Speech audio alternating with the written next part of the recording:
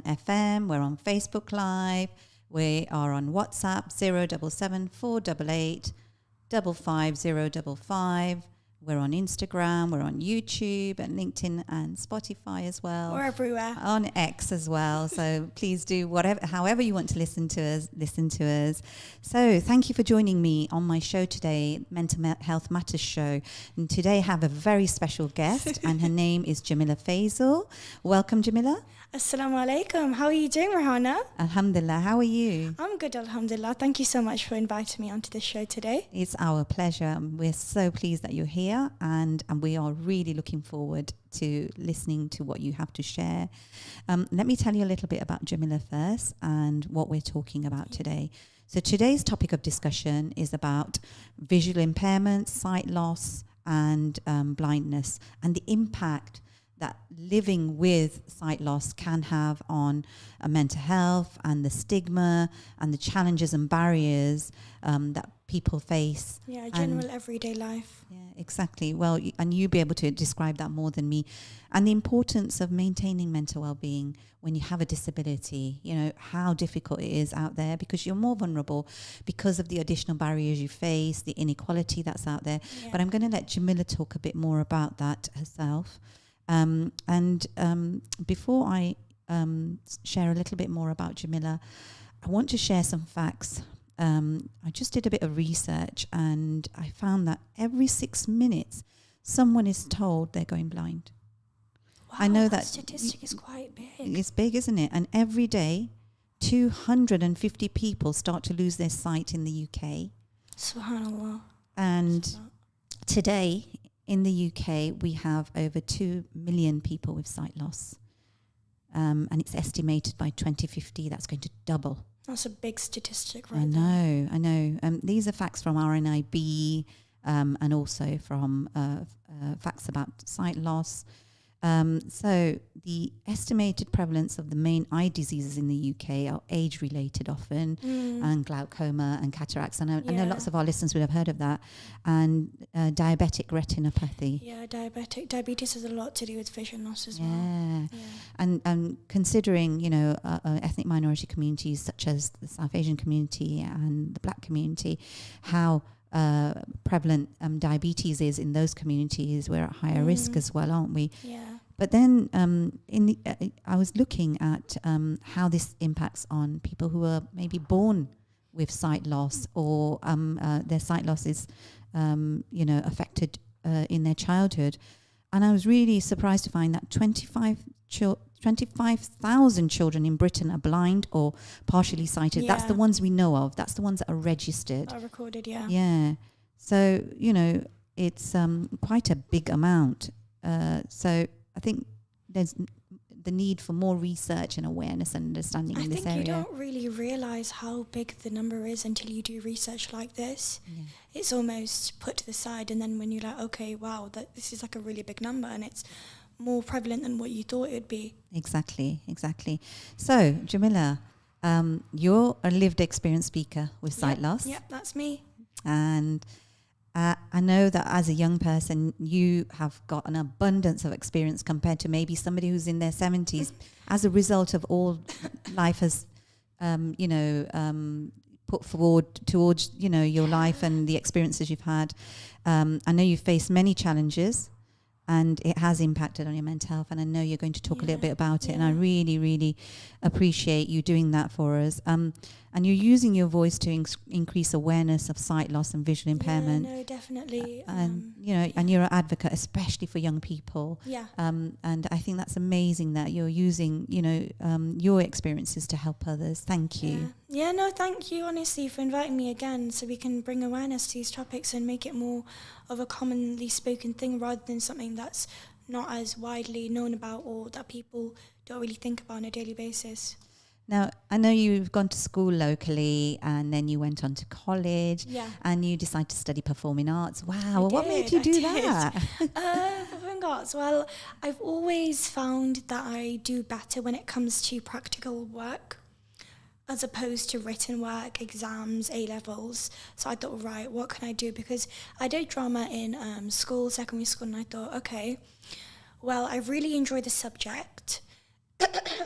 Sorry, excuse me. That's okay. I really enjoy the subject. So what is there that I can do in college to continue this? And then I looked at the options and I was like, right, let me do acting, because there was a whole spectrum of performing arts, you know, dance, musical theatre, which I didn't really want to do. But then acting was like, okay, let me do this course. I think I'm going to enjoy it. I think I can use these strengths I have in a positive way and actually make the most of my college experience. So that's what kind of brought me to performing arts acting. So That's great. I mean, I know I really enjoyed drama at school as well, and it really helped my confidence because I was a very shy person. Because like, especially even if I don't want to be on screens or become like this Hollywood actor, I was like, what can I use from this course, these skills? How can I then make that a part of my life and use those skills as a, you know, as a stepping stone for my career? So yeah. So talking about your career, what are your dreams and aspirations, Jameelah? Well, I've got a few, but some of my dreams and aspirations are definitely, inshallah, in the future looking to do a podcast. That's one of my dreams that I really want to do. So anybody out there who can support Jameelah with that, that would be great. That would be absolutely amazing. Yeah, it's been a dream of mine for a long time because I just love to communicate and I love to talk about all these different topics, so a podcast would be great for me. I also want to go into public speaking. Excellent. Yeah, like motivational speaking, things to do with disability. I want to become a disability ambassador in the future and just really advocate for all those people, and specifically to do with vision loss. So yeah, those are my dreams and aspirations. Yeah. I think you're on your way already. You are advocating for disabled people right now, especially people with visual impairment. So this is fantastic. So again, if there are any our listeners, if you know of any opportunities, please do point them in our way so that we can direct Jameelah towards them. Appreciated, yeah. Lovely, thank you. Okay, so talking about your visual impairment. Tell me a little bit about when did it start? So, I mean, I was always considered visually impaired from birth. I mean, I was born prematurely, and then when I was really young, I had a laser eye surgery on one of my eyes. And then the doctors and everyone thought, okay, that's all good, you know, she's good to go. And that was that. But then, as things got further on throughout my life, I think I was around maybe 5, 6, 7-ish, I went to the opticians as usual, and they had realised there was something a little bit different that they hadn't noticed before. And then they referred me to the hospital to actually look into it further and see what was going on. And then when I was around 11, after doing loads of different tests and trying to find out what the root cause was, they realised that I had a eye condition. The eye condition is called Stargardt's, and it is a demacular eye condition, and it affects the central part of my vision. So I was around 11, and that was. So Jameelah, although you'd had a visual impairment since birth, and from the age of 5 they recognised there was a problem, it took them until you were 11 to actually diagnose what the problem was. Yeah, I mean, I guess there's a lot of eye conditions that overlap, and they wanted to make sure they got it correct, because I think especially with eye conditions, you have to really be very particular with it, and you have to analyse it a lot and really know that you know what exactly it is, because sometimes what can happen is if you misdiagnose, sometimes that condition may have a cure, whereas the one that you have may not. And so you have to be very particular with, the way that you go about things. But, yeah. Whoa, okay. And during that time, did you have support, or was that only put in place after you turned 11? So I did have support. You know, I did have a visual impairment teacher, and she'd come in from time to time.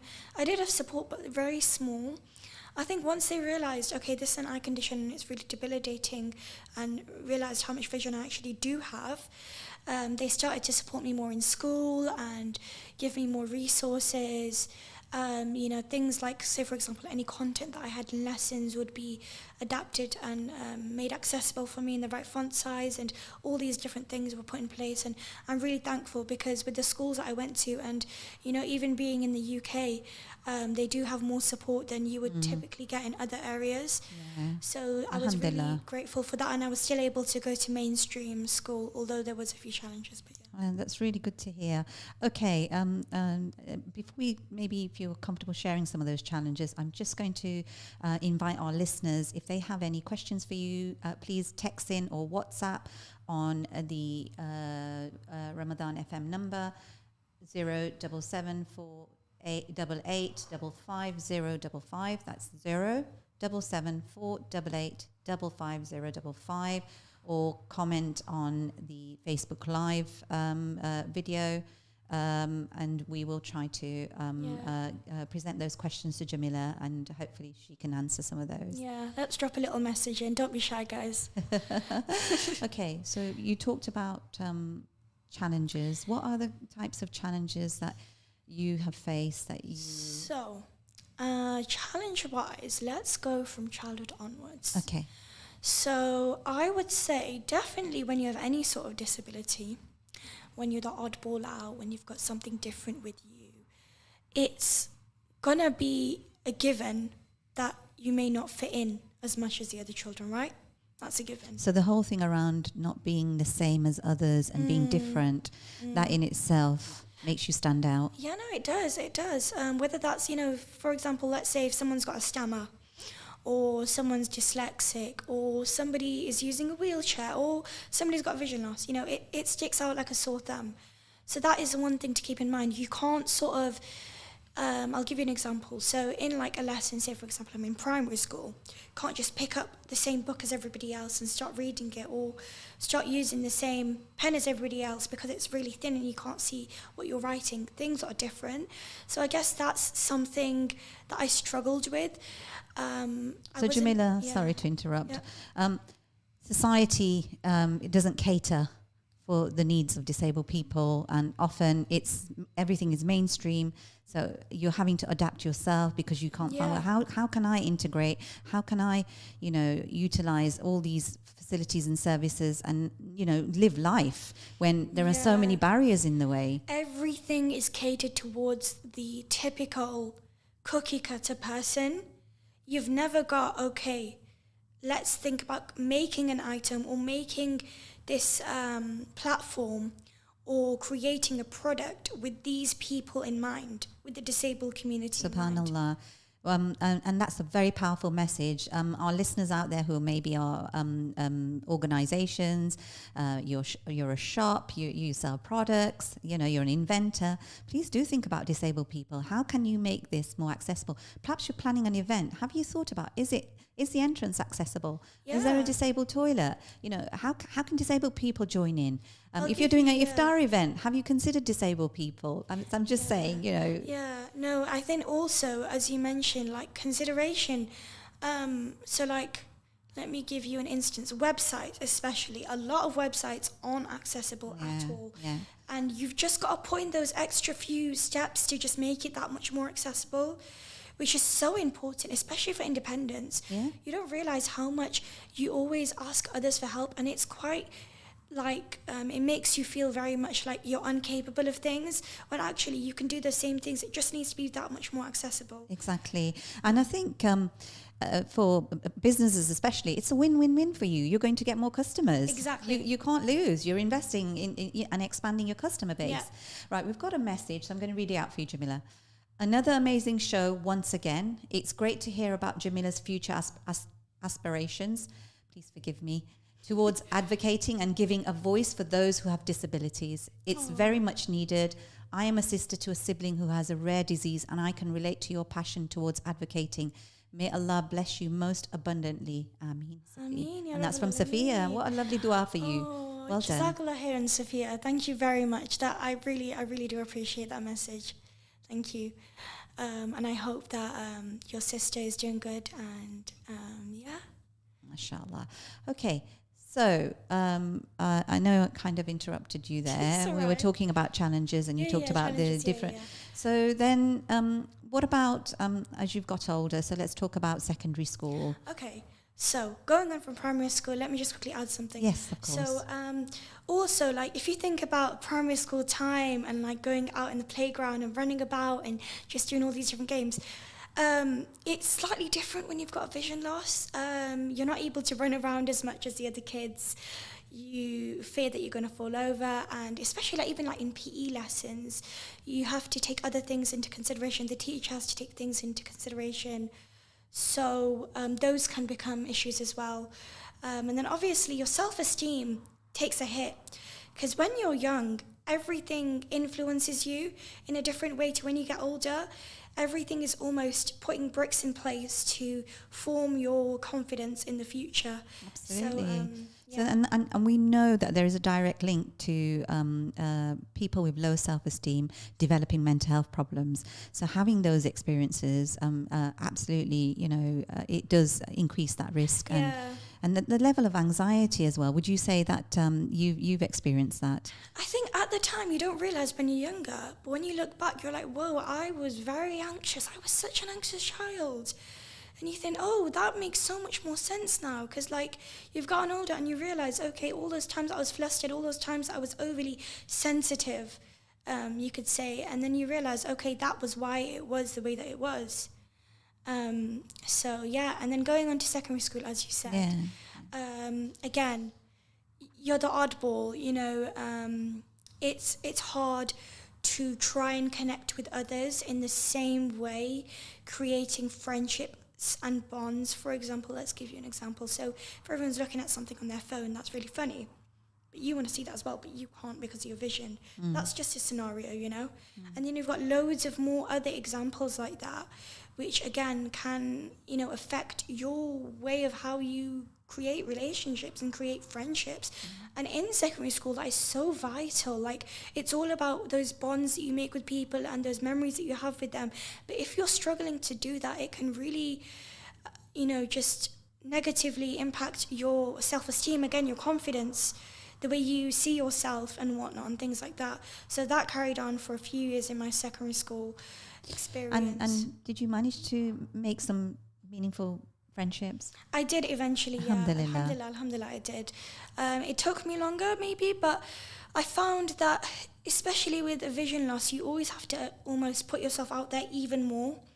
That's hard work, isn't it? Yeah, you really not easy, because you're having to try twice as hard. Yeah. What happens is especially with those doubts and self-esteem, is that you have to really put yourself out there. And sometimes, so I remember I felt like I have to portray a certain image of myself so that people can like me and they can want to be my friend and they can stick around.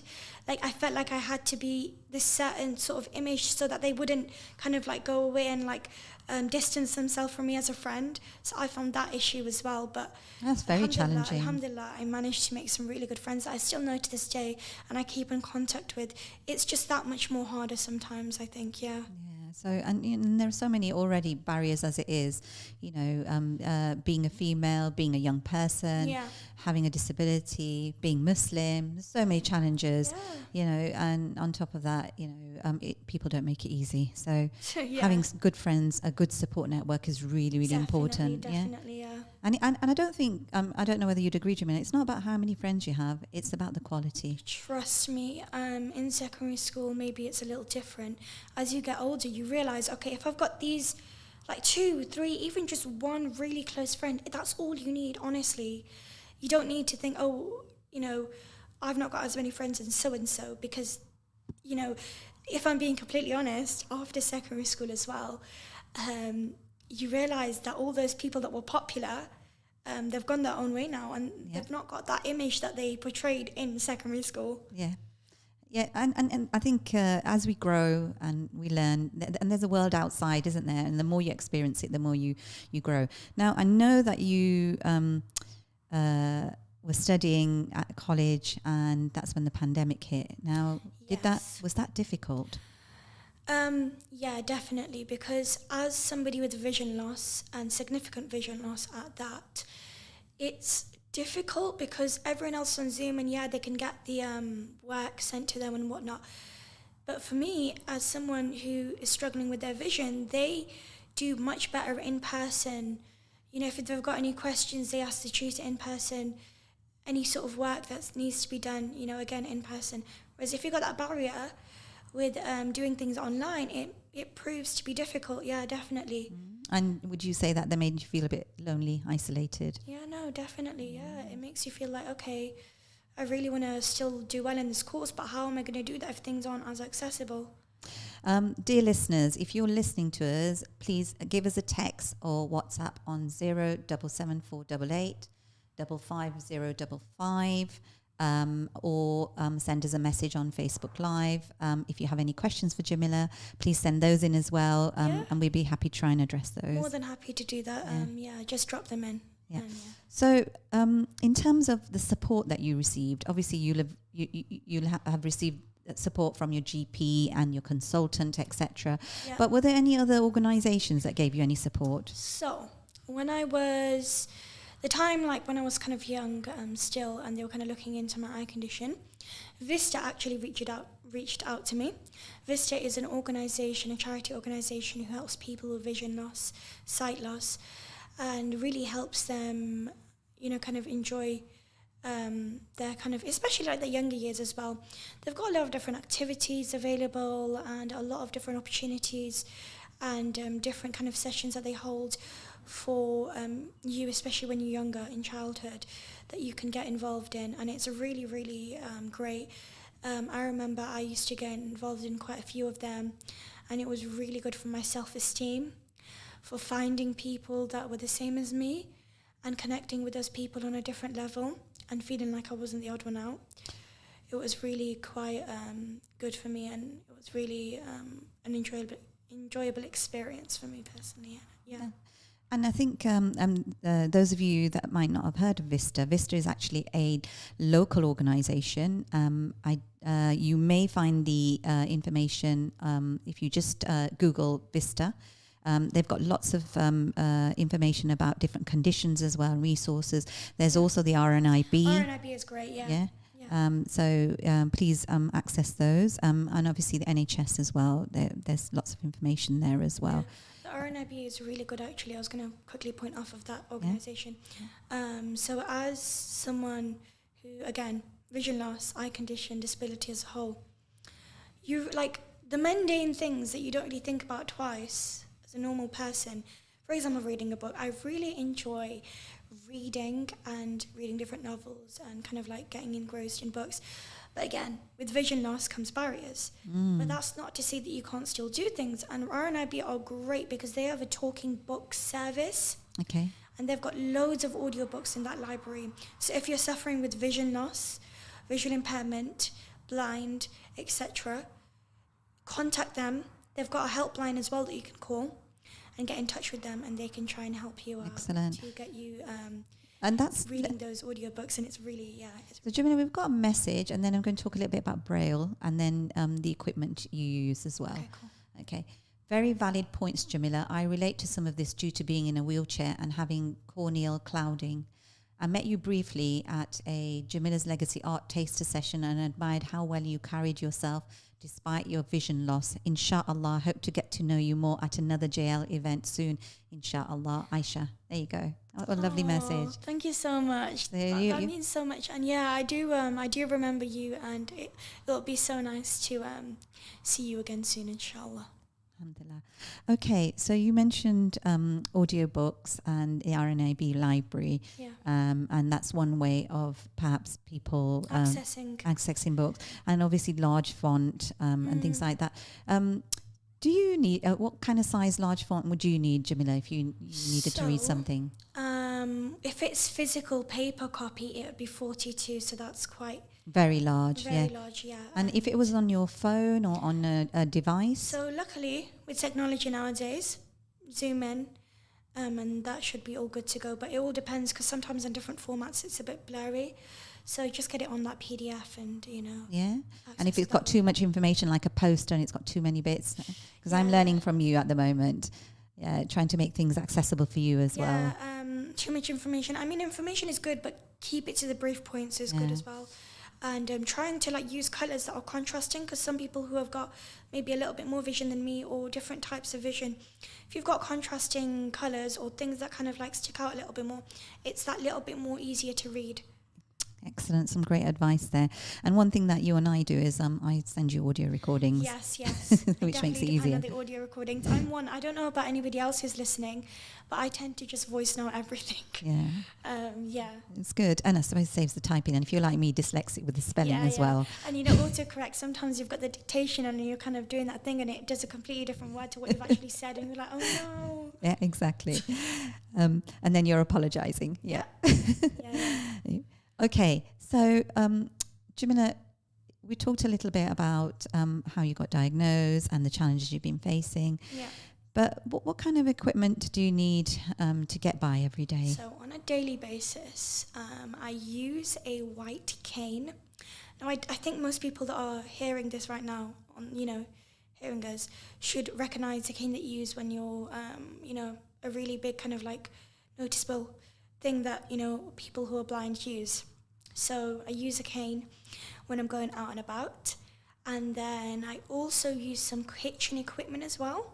Okay. So when I've if I'm using a kettle, for example, and I want to make a cup of tea or something, make a cup of chai, then you've got a level indicator that you pop in, and then you fill, so you use a kettle to put the water in the cup, and then it does like a little beeping sound, like a beep, beep, beep, beep, beep. And then it indicates to you, okay, you've reached to this level, and then there's a second setting as well, and that goes slightly quicker and a bit louder, and that's like you've reached your limit. Excellent. So I use that as well for aid. But that's good. So those are the pieces of equipment that I use. I know obviously if you've got completely even more weaker vision than me, then you've got accessibility to guide dogs and whatnot. But for me personally, I use a white cane to get out and about, and And do you wear special glasses? No. These glasses. So I actually have so aside from my eye condition, I also have weak sort of like distance as well. So that's like put to the side. So I guess my eye condition as well as my what's the word? My prescription, for example. Yeah. You put those two together and then it makes a little bit weaker vision. But yeah, my glasses aren't any sort of like really cool techie alien forward type technology. But yeah. So talking about your sight, you can see, yes? So with sight loss, and let me just quickly add on something to you. So if you see somebody using a white cane, a lot of people who use white canes as an accessibility, as mobility, they actually have vision. Okay. Shocker, I know. Some people think, surely if they're using that white cane, they've got pitch black. That's it. That's a misconception. Okay. But actually, you've got somewhat vision, whether that's a little bit of vision, whether that's a little bit more vision. Like, for example, let me describe to you my vision. So my central vision is the vision that's affected. That's completely, there's like a patch, and then that's the vision that's affected. And then the peripheral vision, which is the sides, is also still quite weak, but I can somewhat use it. And when things are very close up to my face, then I can see facial features, colours. I can see articles of clothing, but they have to be very close to where I am. And after 1 foot away, I am not able to see much. Everything is not in detail. So typically, that's the criteria that you have. If you can't see things after 1 foot away, you are registered blind. Okay, that was interesting. And going back to books, Braille, was that something that was offered to you when you were young? So I guess Braille is something that you are introduced when you're really little. Okay. Almost like phonics, when you do it when you're younger. Well, I guess obviously they didn't know how bad my vision was then, so we didn't really get it introduced to me. Okay. And that sort of thing. But I guess, it depends. Because when you get older, I remember one of my vision impairment teachers were telling me in secondary school, we could start you up on Braille, but the only thing is that you've gotten to this point and you're at this age, so there wouldn't really be much point in teaching you Braille. It would be something that you'd benefit more if you learn it from a younger age. So you developed strategies that were working for you. Did you go to madrasa, Jameelah? Okay, so madrasa for me particularly was very difficult. Okay. They weren't able to help me in the ways that I needed them to. Okay. And so I found that I went to madrasa for a really short time and then I kind of left. Yeah. And my dad helped me out here and there, but even then it was very difficult for me to read Quran. Yeah. And the thing is, when you've got a vision impairment or when you struggle with your vision, things need to be made bigger, right? That's right. So I would read, like, say, for example, before you read the Quran, there's like certain sort of like things that you need to read so you can learn, Yeah. the letters and whatnot, and alif, ba, ta, etc. So I would do it, but it'd be such a slow pace. It'd be very slow and it'd be very difficult for me to see, and I'd strain my eyes a lot and it'd be very difficult. So then we kind of got to a point where I kind of left it off completely. Yes. Yeah. And it was very disheartening because obviously you want to read the Quran and everyone else is finishing their Quran and then you're just there like, well, I can't see it, so I find it really difficult. But then, alhamdulillah, there's more resources now. I mean, like, what I tend to do is audio is like a really good option for me. Yeah. Alhamdulillah. And that's a way that I'm able to pick up the Quran and recite it and do Mashallah. certain things. And now there's a specific app that I use where what it does is you press on like the letters and it recites it in like the pronunciation that needs to be said. So I use that as well if I want to read the Quran. That's really especially during good. Ramadan. Alhamdulillah, there's technology out there. There's And a lot more technology out there. It's actually called Quran.com. If anybody would like to know the website, it's Quran.com. You can look at it on Google. You can also install the application via the website.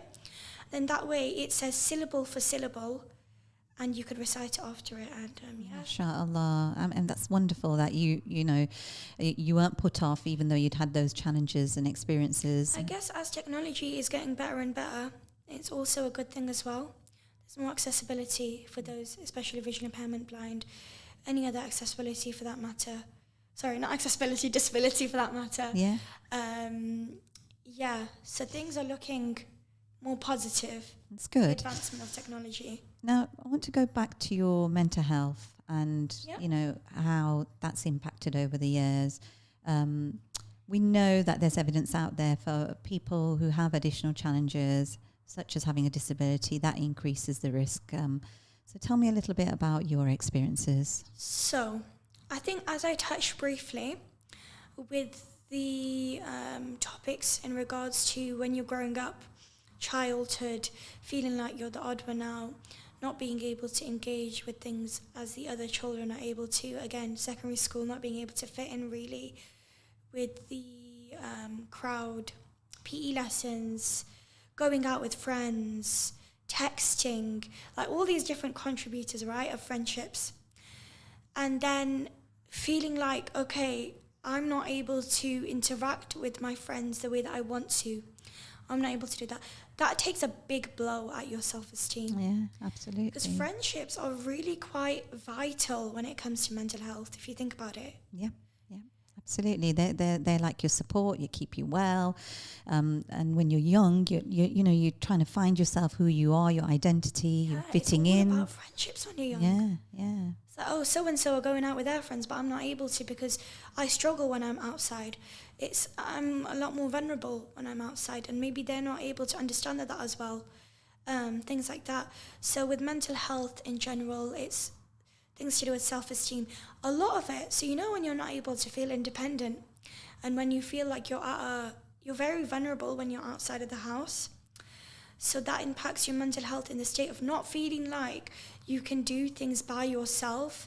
You always have to depend on another person, not feeling like you're good enough, not feeling like you're adequate to the other person because you have to get that help and because you have to seek more reassurance and because you need more time to adjust to things. So that impacts your mental health.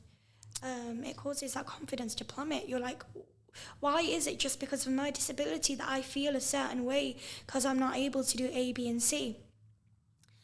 But I guess as you kind of grow older, you find that you have to try and find other ways to get through those barriers and those challenges.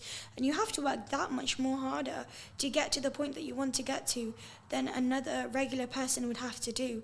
So you have to put that effort in. You have to really try. I know that me personally, because of my visual impairment, me being registered blind, you have to advocate for yourself constantly. You have to constantly explain things to other people. You have to constantly ask for help. You have to constantly do that one thing. And that must be really exhausting. It is, but I think after a while it becomes your normal. So you don't realize how much effort you're actually putting in. Oh, okay. And you know what? I haven't known you long, Jameelah. Maybe a couple of months. And I certainly know you are a very determined lady.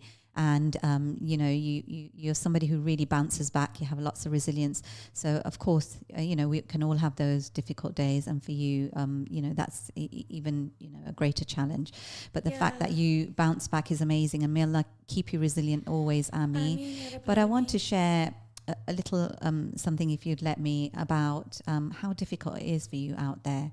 Okay. So it was a really wet day. Do you remember that wet day? Oh my goodness, yeah, It was torrential rain. You guys already know the rain in the UK. Yeah. It is constant. Yeah. And perhaps you'll butt in and take over. But Jameelah messaged me to say, she was on her way to one of our groups. She accesses a couple of our services, the Young People's Project and also the Women's Mental Health Wellbeing Project. And she was on her way. First of all, the challenge is to use public transport. Oh, God, tell me about it. And then the torrential weather. And then what happened with the bus driver. So I'm going to let you share. Right. So something that is very frustrating, especially when it comes to public transport, you let the bus driver know, okay, please can you let me know when you get to this stop, I need to get off here. Especially when you're not really familiar with those sort of areas. So I asked the bus driver, they said, okay, yeah. When it came to that stop, 2 stops afterward, he said, oh yeah, I'm sorry, I've missed the stop and it's 2 stops afterward. I'm like, okay, which was already a little bit of a rough start because I didn't know where I was going. The roads are completely alien to me. So then I kind of said, because the weather was so bad as well that day. Yeah, it was. And all he said was, oh, you'll just have to get off here now. Like, I can't really do much. There's nothing I can do. So then I asked people on the bus, I literally said, does anybody know where so-and-so place is? And they said, oh, no, I don't know, but I can get the maps up. So somebody tried to help me with the maps. And then they had to get on their way, staying in the bus. And then what I had to do is I had to ask several people on the way to try and find the location. Where is this place? Where is this library? And so a lot of people tried to point me in the directions. Every few steps, I'd kind of have to ask wherever a shop was or a centre or something. Oh, do you know where the library is? And I had to really, really try and find my way around it. So it was difficult, yeah.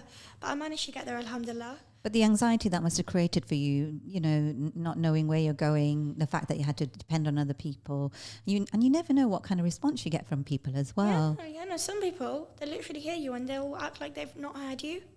And that's hurtful, isn't it? It's hurtful, but then again, it's life. I love your attitude, Jameelah. You have to, with life and with struggling with something, if you don't push through and if you let things set you back, again, you've got to take time to kind of recuperate. But I think with the way that my life has been and the challenges that I've faced, you kind of just have to keep on going. Because if you don't put in that work yourself, then who is? Jameelah, you're my motivator. You have to do that. For example, if I want to do certain things, if I don't go out and do those things and ask for help and think, okay, how can I do this with my vision loss, then who is going to do that? You have to kind of stop. After a while, you have to stop kind of feeling so... when you self-sabotage a lot? Yes. You sit in a corner, you sulk. And I'm not saying that you can't do that. By all means, go ahead, have that time to do that. But I guess at some point you have to then think, okay, come on, let's get up now and let's try again. Some really good advice from somebody who really knows what it's like. Jameelah, I really, really appreciate that. I wanted to, we've got 6 minutes left. Okay, subhanAllah, the time has gone so quickly. Yeah, and alhamdulillah, it's been so interesting listening to you and so useful. I hope our listeners have really, really benefited from everything. I hope I didn't waffle on too much, Not guys. at all, not at all. And we're so thankful. But I wanted to, ask you what advice you would give to our listeners out there who might be struggling or who may have sight loss or may be blind. Any advice for them? So I would say always, wherever you are, especially in the UK, I guess what you need to do is look and call and see and ask what things are accessible to you, what things are available for you that you can use, that you can benefit from. Again, as we mentioned, RNIB is great for audiobooks. They also have a lot of different appliances and a lot of different things that they sell that are good and that are really useful for those with vision loss and being blind. And then also we've got Vista. I don't know if they're an organisation that's the whole of the UK or if it's just Leicester. So it's for Leicestershire and Rutland, and the website is vistablind.org.uk. Yeah, I'd say just always, ask and see what there is available, because that really, really does help. And then also, if somebody is feeling like they might have some sort of vision loss or they're a bit anxious, they don't really want to tell anybody, I think the first point of call is definitely going to do your general, eye check at the opticians and get an optician's appointment booked in. And yeah, that's what I would advise to do. Brilliant. And there are a few websites, so I'm going to read some out for people to visit. So Fight for Sight, so that's www.fightforsight.org.uk. And they do a lot of research as well. So that's a good organisation. Obviously, if you Google in blindness and vision loss and visit the NHS website, that's www.nhs.uk. And then there's Look, which is a organisation that supports visually impaired young people to thrive. And that website is www.look-uk.org. And then obviously the RNAB website. So there's a few there.